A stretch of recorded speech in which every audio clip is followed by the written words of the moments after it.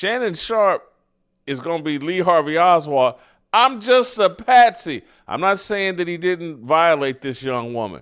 But damn, with this type of lawyering, boy, this ain't Johnny Cochran. This ain't, if the glove don't fit, you must acquit. This is somebody coming into the courtroom like, dog, he did it, and we tried to pay $10 million to get this wench to shut up. Didn't happen. Let's play the clips. Did you and Shannon offer to settle these accusations? Yes, there was a settlement offer made by Mr. Sharpe. I will only generally say to you that it was in the tens of millions of dollars demanded by the plaintiff in return for her silence. That's under any definition commonly understood. That is blackmail. And Mr. Sharpe was willing to pay an amount in the tens of millions of dollars, but no final agreement could be reached.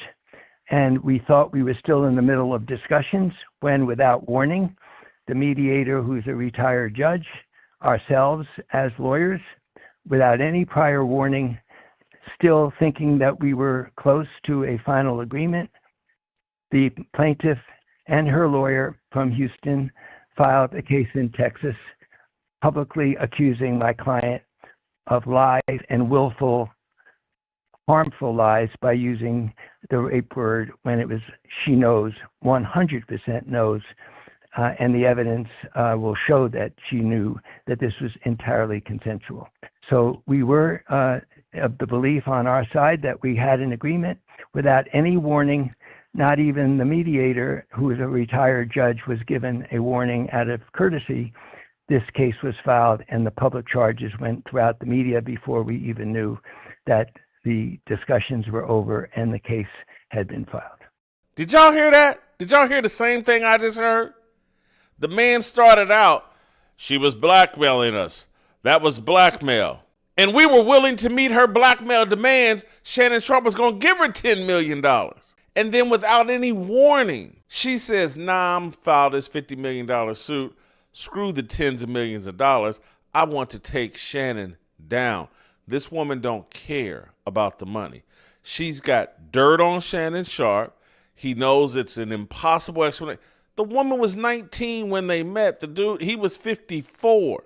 Look, this is a cautionary tale. You can make fun of me. You can not like me. You can think I'm jealous. You can think, oh, Jason, this doesn't like black men. No, there are a group of people out there, and it's a lot of y'all. Black people, white people, Jewish people, liberal people, conservative people.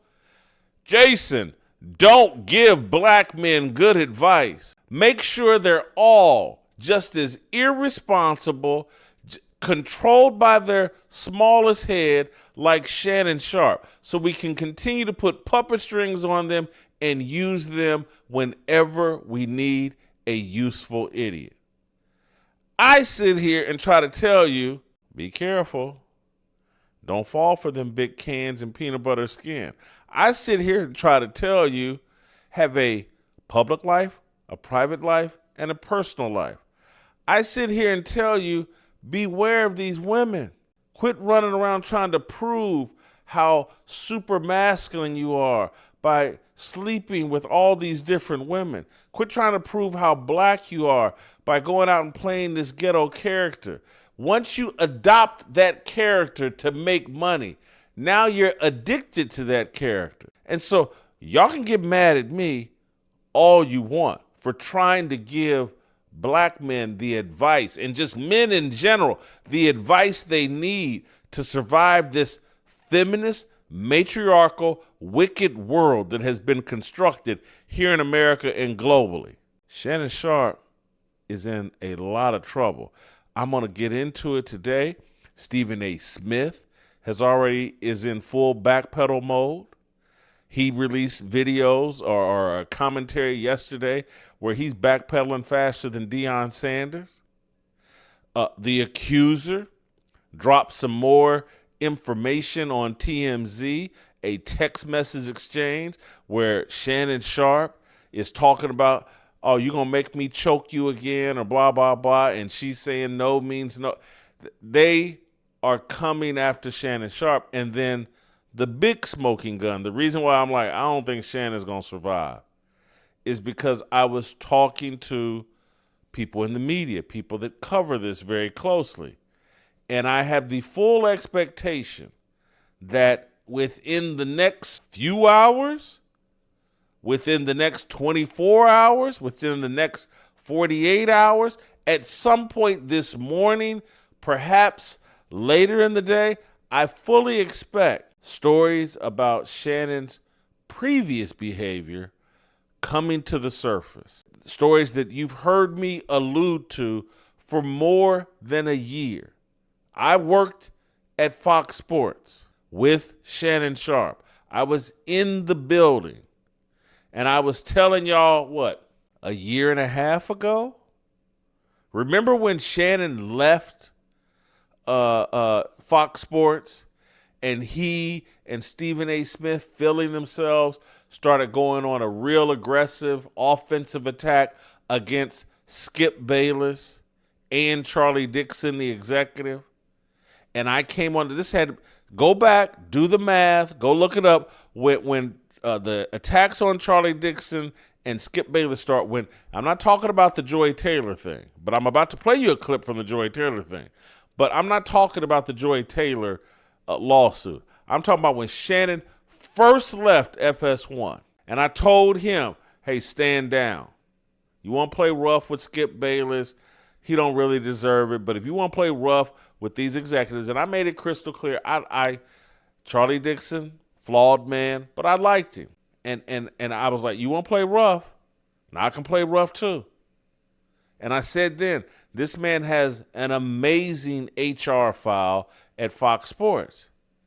Pipe down.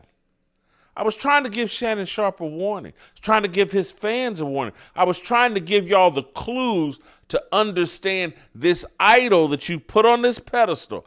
Unk. And he's, Club Shay Shay. And Jason, you just don't like him because he's black. I'm like, no, you don't know him. I do know him. I know what transpired at Fox Sports. You're going to get embarrassed.